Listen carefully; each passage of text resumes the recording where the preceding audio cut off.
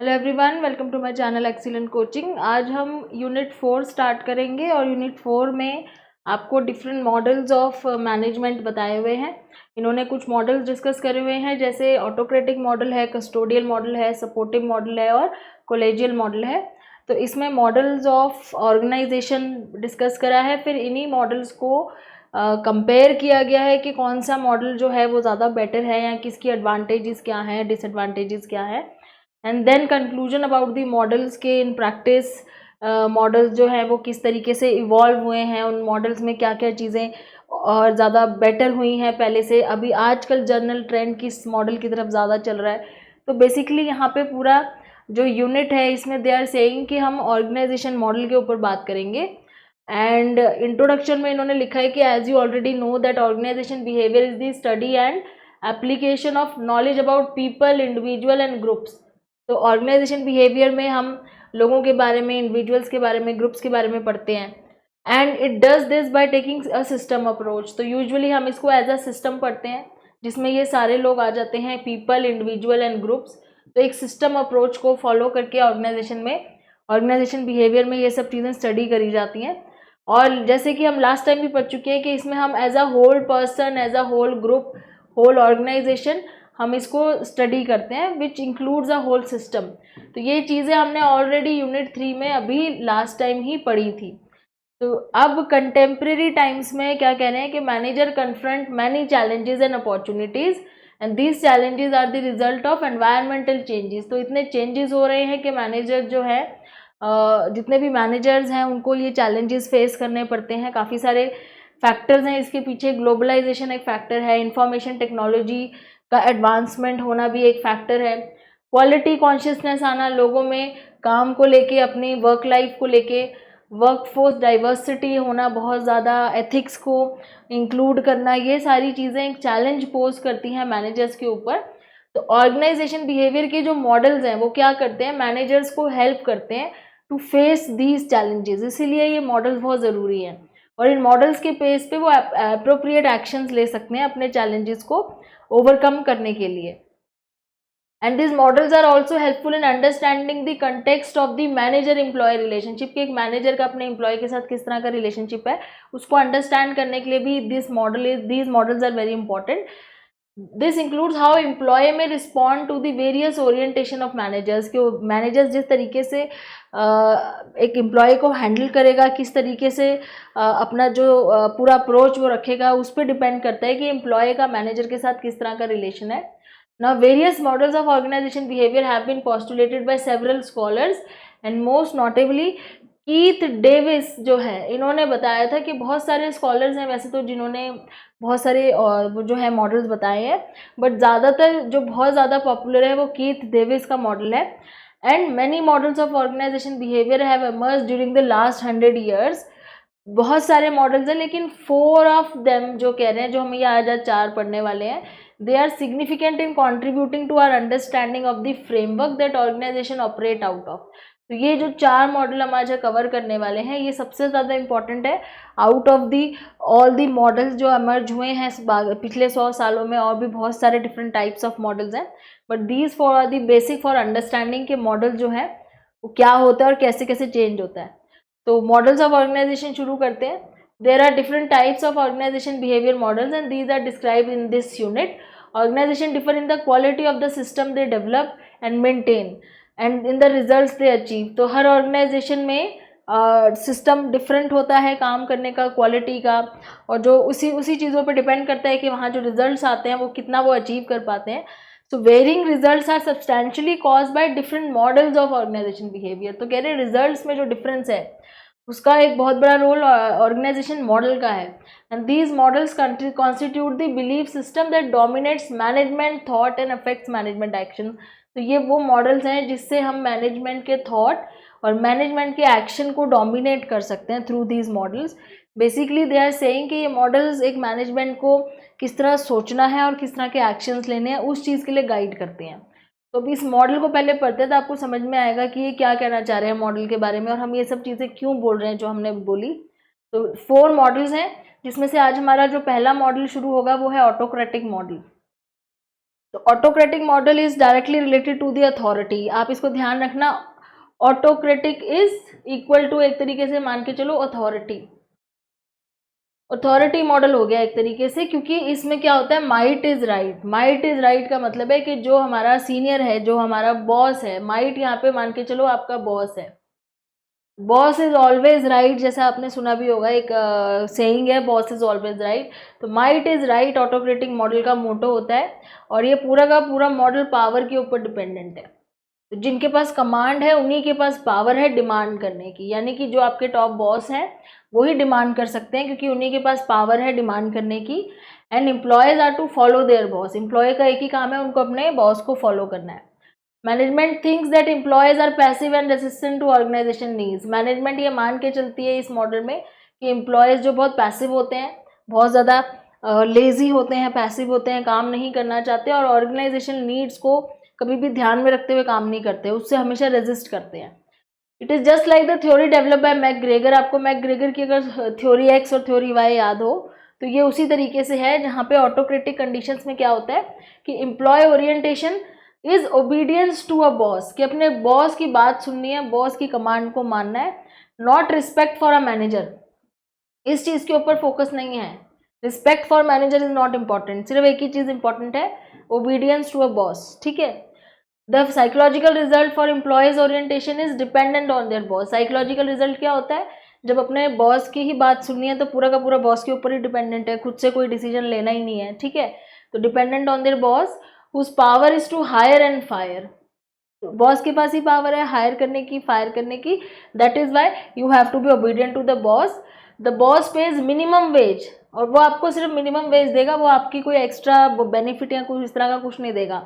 He will only pay you the minimum wages because minimum performance is given by the employees.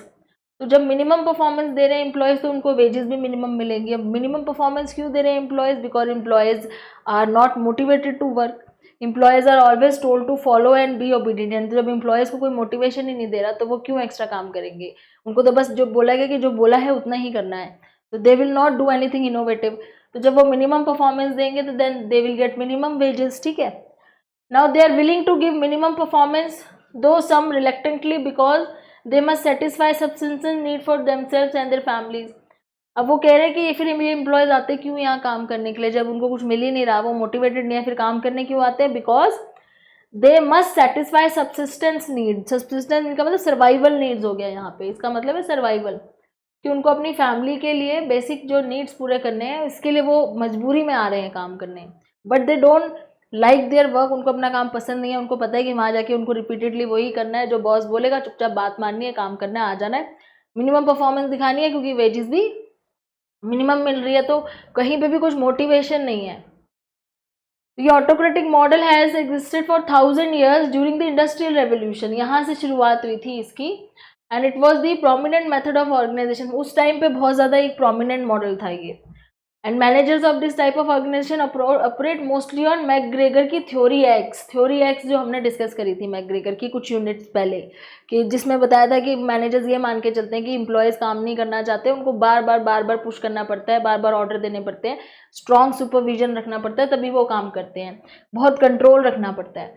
तो इस वाली philosophy में क्या assume करती है मैनेजमेंट, कि people are inherently lazy and they dislike work and will avoid work, मतलब people are lazy, वो काम नहीं करना चाहते, they dislike the work and they avoid the work, उनको काम करना ही नहीं है, ठीक है। As a result management needs to closely supervise worker, इसका मतलब उनके ऊपर 24 घंटे सुपरविजन रखो। Develop comprehensive system of control, मतलब कंट्रोल खूब ज़्यादा होना चाहिए, एम्प्लॉयज़ को फ्रीडम मत दो बिल्कुल भी। Now belief of this theory lead to mistrust, तो ऑब्वियसली क्या होगा, मिसट्रस्ट रहेगा हमेशा दोनों के बीच में, एम्प्लॉय मैनेजमेंट एम्प्लॉय, मिसट्रस्ट रहेगा। हाईली रिस्ट्रिक्टेड सुपरविजन है, सुपरविजन बहुत ज़्यादा है, रिस्ट्रिक्टेड और प्यूनिटिव एटमॉस्फेयर है। प्यूनिटिव का मतलब punishable, this punitive means punishable,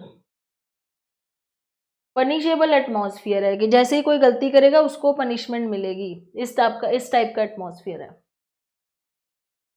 now the model depends on power with managerial orientation of authority. Okay, the model depends on power with the managerial orientation of authority. तो यहाँ पे orientation सारी क्या है, manage करने की अथॉरिटी है, that you have to manage with authority only. And those who are in power act autocratically. तो इसीलिए इसका नाम ऑटोक्रेटिक मॉडल है, बिकॉज जो पावर में है वो ऑटोक्रेटिकली एक्ट करते हैं। ऑटोक्रेटिकली का मतलब है सारे डिसीजन खुद लेना, सिंगल हैंडेडली, एक जगह से ही सारे डिसीजन होना। The message to employee is you do this or else. तो एम्प्लॉय को किस तरह का मैसेज जाता है कि यहाँ तो तुम ये काम करो, नहीं तो जाओ, इस टाइप से कि you do this or else कुछ भी हो सकता है, या तो आपकी वेजेस काट ली जाएंगी, या any punishment can be given, any penalty. तो who do not their follow their order, जो ऑर्डर फॉलो नहीं करेंगे उनको पिनलाइज किए जाएंगे, ऑब्वियसली, बिकॉज सिस्टम ही ऐसा है कि काम करना है, नहीं फॉलो करना है, ओबीडियंस नहीं होगी तो यू विल बी पिनलाइज्ड।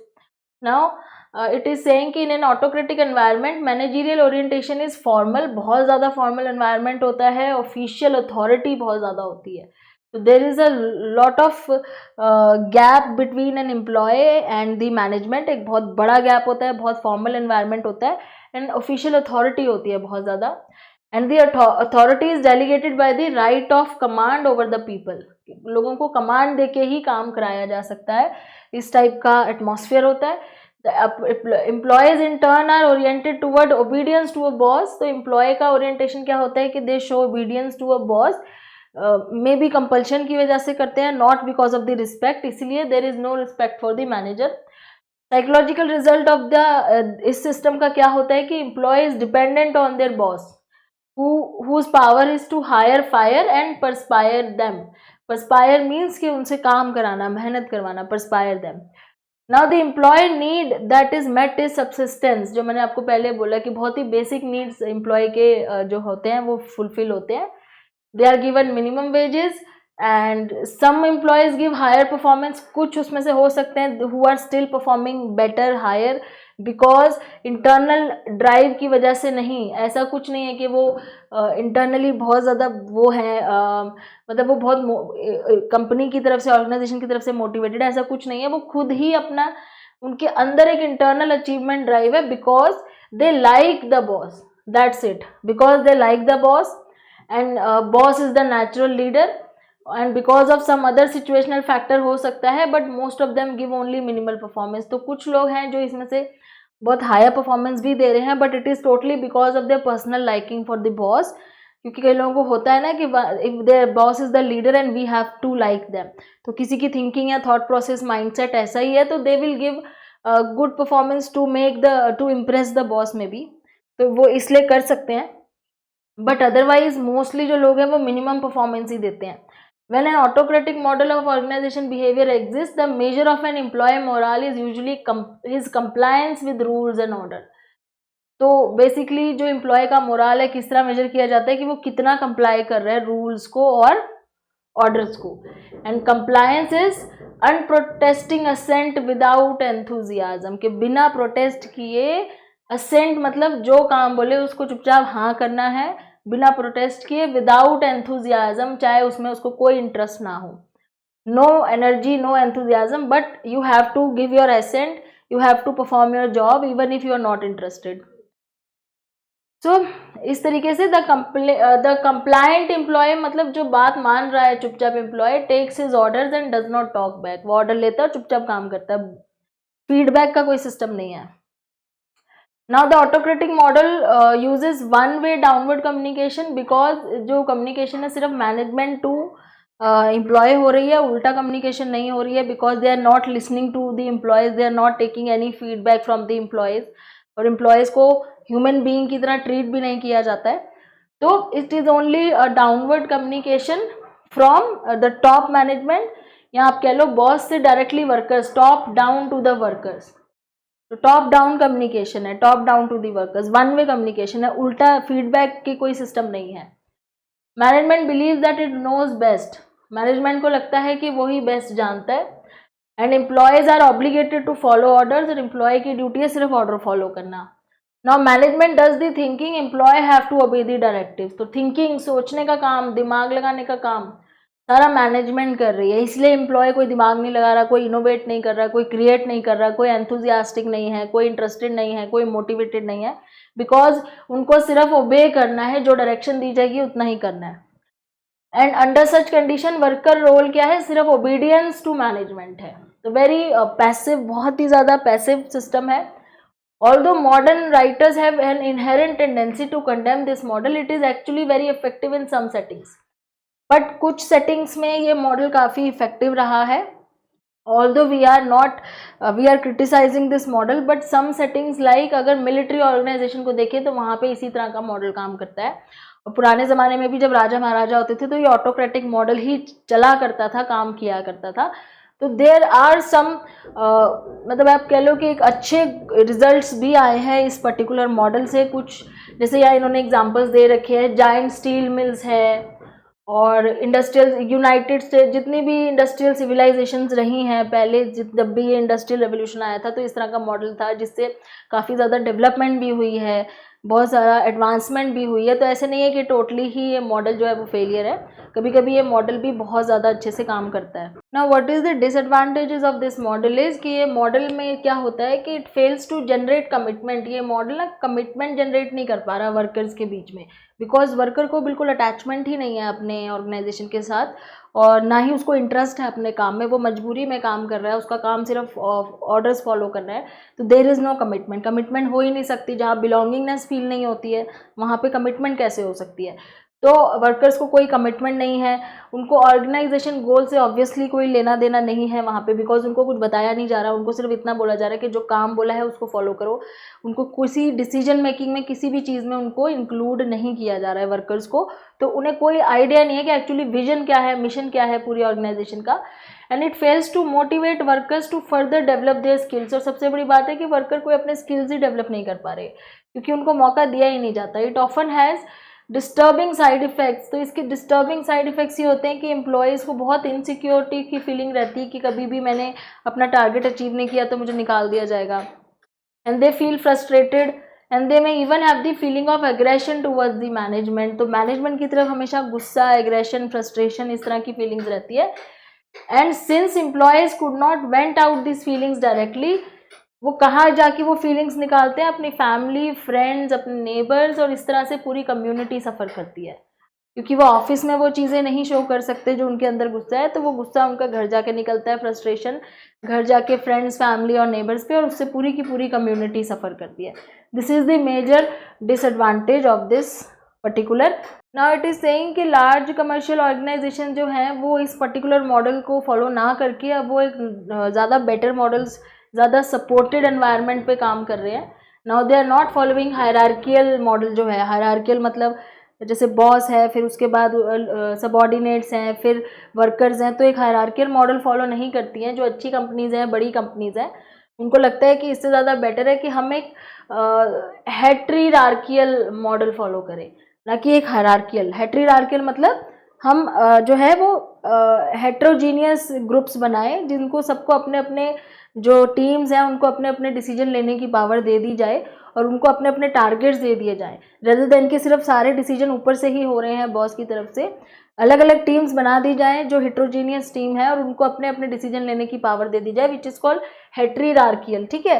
तो जहाँ पे बहुत सारे nodes of power and responsibility हो जाएंगे.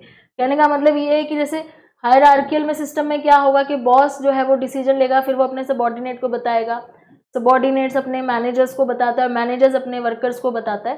तो लेकिन जो पूरी पावर है वो बॉस के हाथ में है. हेट्रीरार्कियल में क्या है, there many nodes of power.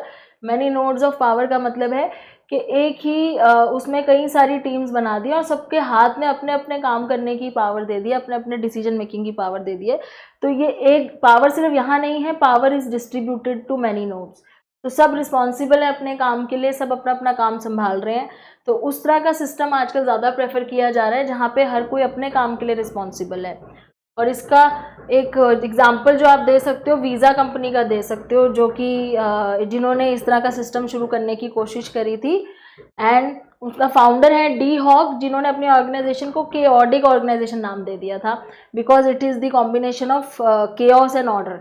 Chaos and order का मतलब है कि ऑर्डर भी था और केओस भी था, दोनों चीज़ें थी. मतलब एक ऑर्गेनाइजेशन भी थी बट उसमें स्टिल देयर वाज केओस. का मतलब यहाँ पे नेगेटिवली नहीं है, केओस मतलब पॉजिटिवली है कि सबको हाथ में पावर दे दी थी अपने अपने काम करने की. That is why they are saying chaos. तो ये एक एग्जांपल आप अपना पुट कर सकते हो.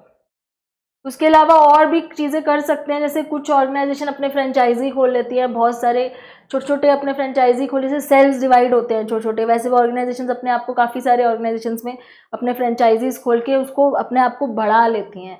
तो rather than being one top down organisation बहुत सारी खोल ली, एंड उसके बाद उस फ्रेंचाइजी मॉडल के थ्रू दे आर एक्सटेंडिंग, वो एक्सटेंड करते हैं अपने आप को और सबके साथ कोलैबोरेशन के साथ काम करते हैं। तो ये भी एक तरीका होता है।